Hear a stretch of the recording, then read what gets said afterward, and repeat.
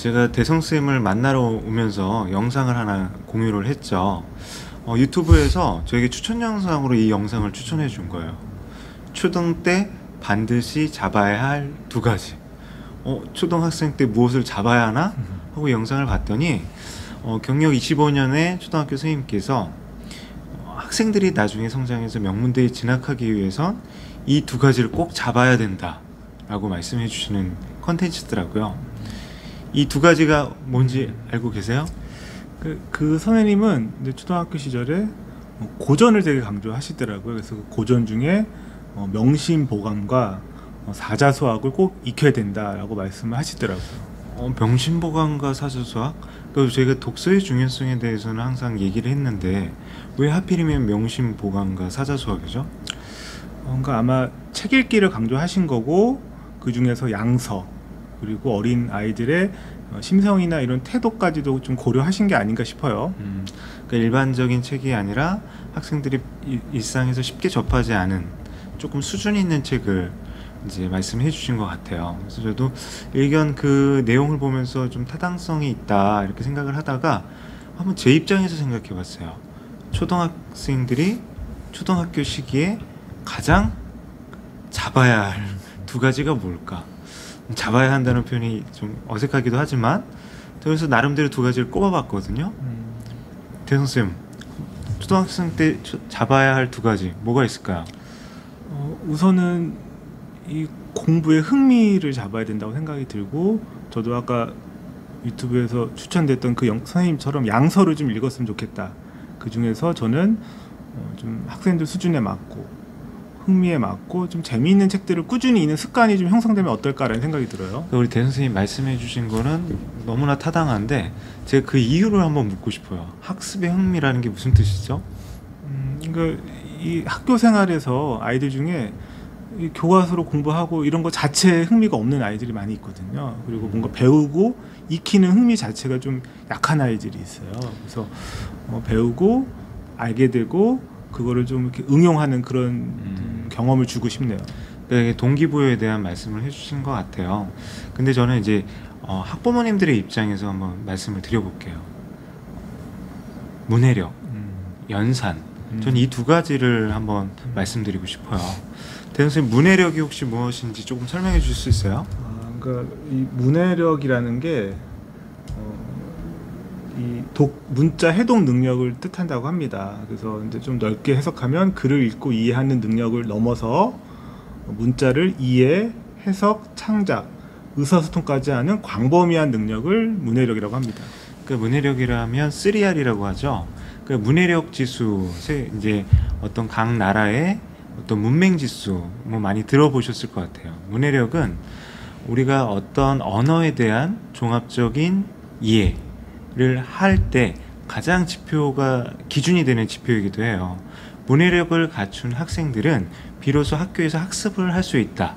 그래서 어떤 학습의 기본이다라고 보는 거거든요. 실제로 문해력이 갖춰지는 것 너무나 당연한 것 같지만 실제로 학교 현장을 들여다보면 학습에 참여하기 위한 문해력이 갖추어지지 않은 경우들이 많아요. 그 부분은 단순히 읽고 쓰고 말하기 요것뿐만 아니라 학교에서 수업하는 그 순간에 선생님이 해주시는 말씀이나 친구들이 하는 말에 대해서 이해도가 떨어진다는 거죠. 우리 대성생님 그런 경험들이 있으시죠? 그러니까 실제로 뭐 수학, 사회, 과학을 아이가 시험을 못 봐요.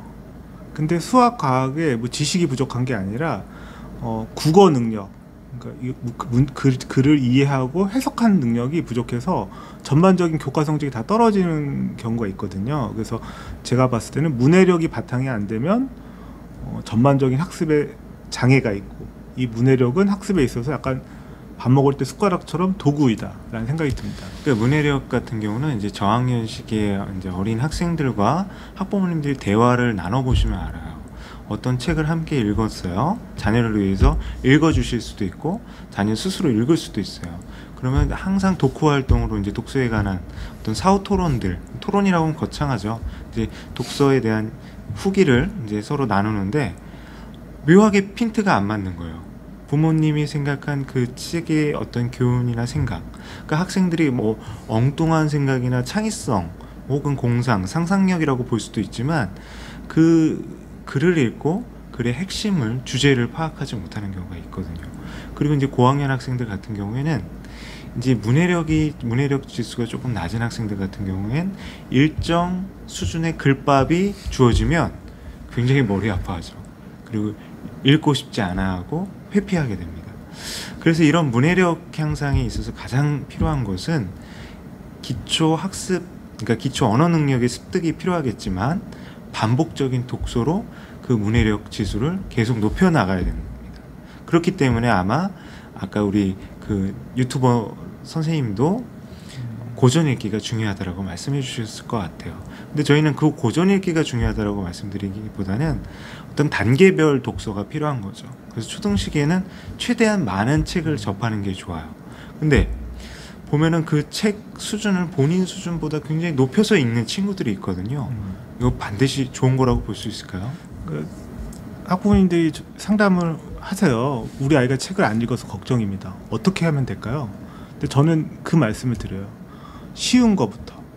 그러니까 삼국지라는 책을 예를 들면 처음엔 만화 삼국지, 그 다음에 조금 크면 글씨가 크고 얇은 삼국지, 그 다음에 조금 장편 삼국지, 더 크면 시리즈 삼국지를 읽게 되거든요. 근데 무리하게 너무 어려운 수준의 책을 읽게 하면 아이들이 책 자체를 이제 거부하고 이렇게 좀 불편해하는 성향이 생길 수도 있거든요.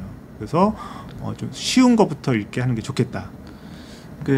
그런 분들이 계실 거예요. 우리 아이의 문해력이 어느 정도 수준일까? 그런 문해력 진단에 대한 간단한 체크리스트나 검사지가 인터넷에 많이 있습니다. 그걸 진단해보고 우리 아이가 이 정도 수준에 있구나, 그걸 파악하셔도 되고요. 아니면 아까 우리 대선생님이 말씀해 주신 것처럼 학생 수준에 맞는 독서 과제, 독서 미션을 제공하는 것도 한 가지 방법일 것 같아요. 뭐 요즘 학생들 같은 경우에는 이런 독서 능력도 어떤 독서의 기회를 주기 위해서 사교육 시장을 좀 두드리는 경우도 많아요. 그래서 이제 방문 선생님이 오셔서 일주일에 한 권씩 책을 제시한다든지, 아니면 독서학원, 국어학원에 다니는 경우도 많은데, 초등학교 시기의 독서는 어떤 이제 괴로운 미션이 되면 안 될 것 같아요. 우리 대성 선생님이 아까 말씀하신 것처럼 학습에 흥미를 느끼도록 해야 된다라고 했는데, 그 흥미는 결국 내재적 동기를 말씀해 주신 것 같아요. 학생들이 즐거워할 수 있게 관심 있는 분야의 독서의 길을 열어주고, 그리고 단순히 읽은 것으로 끝나지 말고 읽고 쓰고 말하기가 같이 이루어질 수 있도록 독후 활동하면 좋을 것 같습니다. 예, 그러니까 학부모님께서 이런 걸 좀 고정관념을 버리시면 좋을 것 같아요. 꼭 공부나 학습에 도움이 되는 책을 읽어야 된다. 저 같은 경우도 저는 처음에 무협지를 되게 좋아했고요. 그 다음에 SF 소설, 그 다음에 추리 소설, 역사 소설, 이렇게 하면서 고전으로 넘어갔거든요. 그래서 처음부터 학습적인 책을 읽으면 좋지만 우리 아이가 흥미 있는 분야의 책을 제시하고 거기서 조금씩 넓혀가다 보면 자연스럽게 모든 학문과 지식은 연결이 돼 있거든요. 그래서 독서에 있어서 수준과 흥미를 고려한 단계적인 독서가 필요하다라는 말씀 드리고 싶습니다. 그래서 그런 우리 대성 쌤이 이제 본인 경험을 말씀해 주시니까 제가 생각나는데, 이게 참 저희가 어떤 국어 능력, 이게 학생들마다 어떤 발달하는 속도가 차이가 있어요. 그리고 발달 시기도 차이가 있거든요. 그래서 어떤 친구들 같은 경우에는 한글을 뗀다 그러죠. 굉장히 시간이 오래 걸리고, 그리고 자기의 생각을 말로 표현하는 것도 이렇게 더듬더듬 거리는 경우도 있거든요. 근데 독서를 꾸준히 하는 학생들은 어떻게 보면 다른 저학년 시기에 본인보다 훨씬 국어 사용이 능수능란했던 친구들보다 상위 사고력이나 어떤 독서의 깊이가 남달라지게 차이가 나게 두각을 나타내는 경우들이 있어요. 그래서 그런 부분들에 있어서는 정말 꾸준한 독서는 쌓이면 엄청난 우리 학생들을 위한 자산이 됩니다. 고등학교에 가서 갑자기 성적이 오르는 아이들의 특징이 있어요. 초, 중 시절에 다양한 독서를 해서 스키마, 배경 지식이 많은 아이들이에요. 그게 이제 고등학교에 가서 시험 공부를 하면서 그게 연결이 되는 거죠.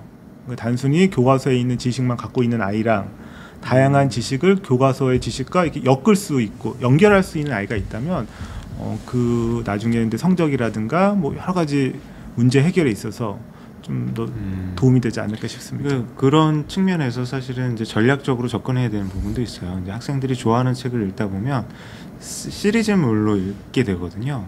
그러면 이제 그 속에서만 맴도는 경우도 있어요. 그래서 독서할 때는 우리 학생들이 관심 있는 분야에 대한 독서, 물론 대선생님 말씀처럼 중요하지만 약간의 우리 학생들이 읽는 책보다 수준이 높은 책들을 이제 부모님들께서 자연스럽게 제시해주면 좋을 것 같아요. 그러니까 우리가 흔히 공사할 때 비계를 설치하지 않습니까? 그러니까 마찬가지로 학습도 마찬가지로 독서도 이런 비계 설치가 굉장히 중요할 것 같아요. 그러면 우리가 이제 잡아야 할 것 두 가지라고 말을 했으니까 제가 또 하나 아까 제시했잖아요. 연산 능력이 중요하다. 우리 대선 쌤은 어떻게 생각하세요? 그러니까 그 수학에 있어서 근데 개념도 중요하고 뭐 이게 개념이 차곡차곡 이어지는 것도 중요하지만 초등학교 시절에는 정확한 계산, 충분한 반복 연습이 저도 중요하다는 생각을 하고 있습니다. 그럼 초등학교 수학 교과서의 5대 영역이 뭔지 아세요? 1단원이 뭐예요? 갑자기 물어보시니까 아니 예. 당연한 걸 물어본 거죠. 예. 1단원이 뭐와 관련이 있겠어요? 연산? 맞습니다. 첫 번째 단원이 수와 연산, 도형, 측정, 규칙성, 확률과 통계 이렇게 이제 구성이 되어 있어요. 5대 영역이거든요. 근데 여기서 연산의 비중이 초등학교 시기에 몇 %인지 아세요? 한 30% 되지 않을까? 45%입니다. 그럼 중학교 시기에는? 한 20%? 그러니까 대수 영역까지 본다면 거의 60%라고. 거꾸로 느는군요. 그러니까 이 연산이라는 것은 기초예요. 그러니까 저희가 집을 지을 때 가장 오랜 시간이 걸리는 게 바로 기초공사잖아요. 기초공사 한 다음에 건물이 올라가면 그냥 하루가 다르게 올라가지 않습니까? 기초가 탄탄해야 되는데 이 기초, 연산, 인공지능 시대인데 다 인공지능이 해줄 텐데 왜 이 연산이 중요할까요?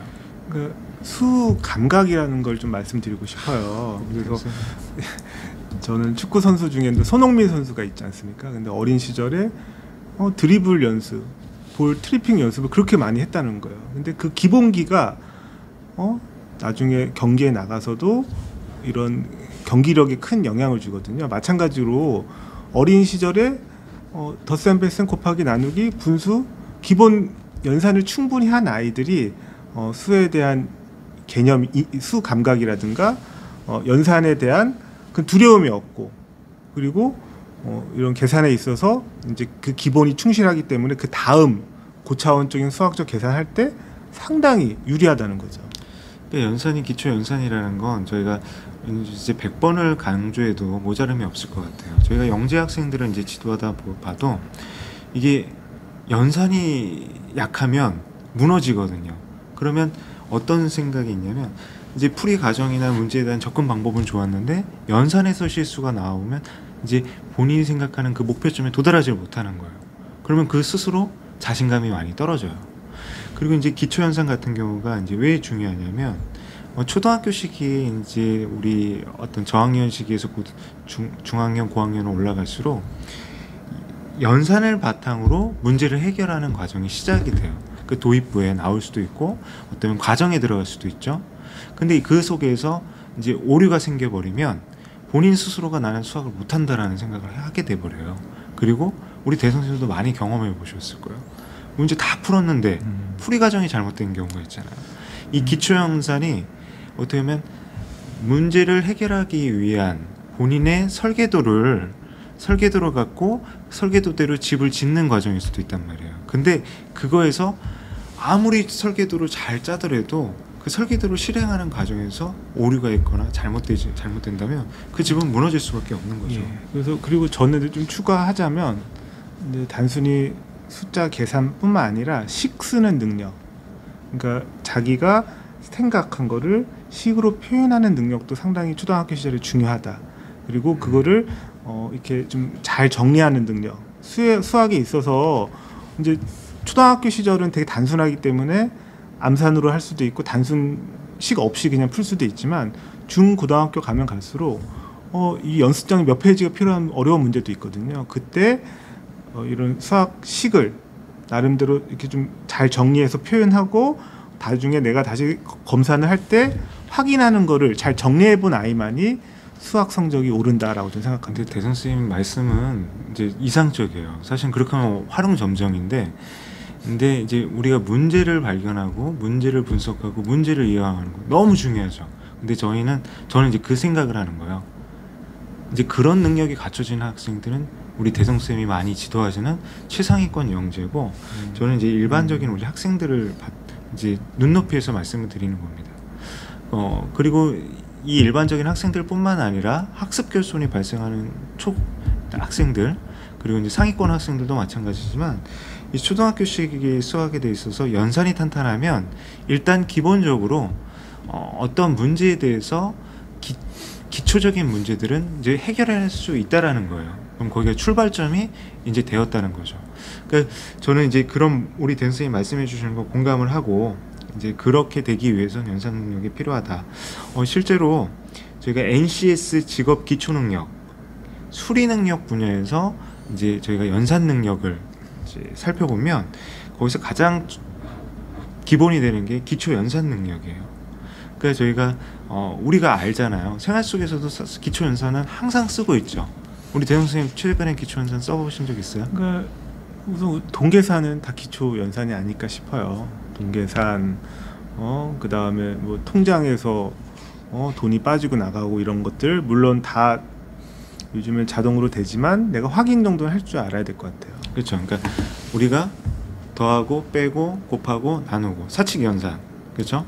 그리고 이 사칙 연산을 갖고 우리가 연산 능력이 갖춰졌다라고 말을 하진 않아요. 아까 우리 대성 선생님이 말씀해 주셨는데, 조금 저도 이제 그걸 보충하자면, 문제를 맞닥뜨렸을 때 우리가 항상 어떤 문제에 있어서 덧셈으로 해결해야 된다고 하지만 덧셈과 뺄셈은 상호 보완적이잖아요. 곱셈과 나눗셈도 마찬가지고요. 어떤 친구는 덧셈으로 문제를 해결할 수도 있지만 어떤 친구는 마이너스로도 해결할 수 있는 거예요. 그렇죠? 99 플러스 1이 뭡니까? 그러니까 100인데요. 네. 그럼 이걸 빼기로 나타낸다면 어떻게 될까요? 그러니까 뭐 99랑 뭐 1이죠. 100이요? 그렇죠. 그러면 그렇죠. 뭐 가장 합친 거에서 뺄 수도 있고, 그러니까 뭐 그렇죠. 예전에 보면 그 계속 반복적인 계산은 곱하기나 나누기로 이렇게 좀 손쉽게 하는 방법도 있잖아요. 그래서 그거는 아이들이 자신이 이제 익숙한 도구, 수학도 이런 도구인 것 같아요. 연산이라는 게 덧셈이란 도구, 뺄셈이란 도구, 곱하기 나누기란 도구를 잘 문제에 따라 활용할 수 있으면 좋겠다라는 생각이 듭니다. 그렇죠. 우리가 묶고 나누고 그리고 이제 곱하고 그리고 이제 그것을 갖고 이제 사칙 연산과 연결하는, 그러니까 이런 이제 어떤 연산 능력이 바탕이 돼야지 수학적 원리 탐구나 원리 이해에 이제 유용하게 접근할 수 있는 거죠. 그리고 나서 이제 연산 능력이 갖춰졌을 때, 저희가 대학교 같은 경우 이제 이공계 같은 경우는 전자계산기를 많이 쓰잖아요. 전자계산기를 쓸 때도 그 부분에 있어서 자기가 그 과정을 자신감 있게 이끌어갈 수 있는 거죠. 그러니까 저는 이제 그거죠.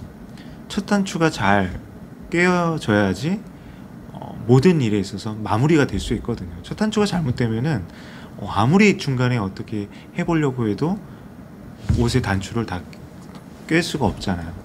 그런 부분에 있어서 저는 초등학교 시기가 어떤 기초학습이 중요하다. 근데 우리가 아까 문해력과 연산을 갖췄는데, 사실은 문해력의 범주에 이 아까 읽고 쓰고 말하기 뿐만 아니라 이런 연산 능력까지 들어가요. 그리고 최근에는 무엇까지 들어가는지 아시죠? 쓰기? 디지털 문해력, 디지털 문해력까지 들어갑니다. 근데 저희가 또 이런 얘기를 하면 계속 이제 얘기가 길어질 것 같으니까 이제 저부터 한번 정리를 하고 대성 선생님한테 이제 대성 선생님이 이제 정리를 해주십시오. 초등학교 시기에 이제 여러 가지 준비할 게 많죠. 근데 그렇게 이제 이것저것 다 하다 보면 그것을 다 따라와주는 우리 아이도 있지만, 그렇게 이제 따라오지 못하는 친구들도 있어요. 그리고 좀 시간이 필요한 친구들도 있습니다. 근데 그 친구들한테 독서에 기반한 문해력 키워줘야 된다는 거, 그리고 수학에 대한 연산은 학습 결손과 직결돼요. 연산 능력에 이제 결손이 발생하면. 그렇기 때문에 그 기초적인 연산 능력, 수리 능력으로 넘어가기 전에 연산 능력 꼭 필요하다, 이렇게 말씀을 드리겠습니다. 초등학교 시절에는 학습의 도구, 학습의 이런 기본을 배우는 시기인 것 같아요. 그러니까 정보를 잘 이해하고 해석하고 활용할 수 있는 그 기본기를 배우는 시기거든요. 그래서 내용 자체에 치중하기보다는 학습을 습득하는 능력에 좀 집중해야 된다. 그래서 문해력, 기초 연산 상당히 중요하다고 저도 공감을 합니다.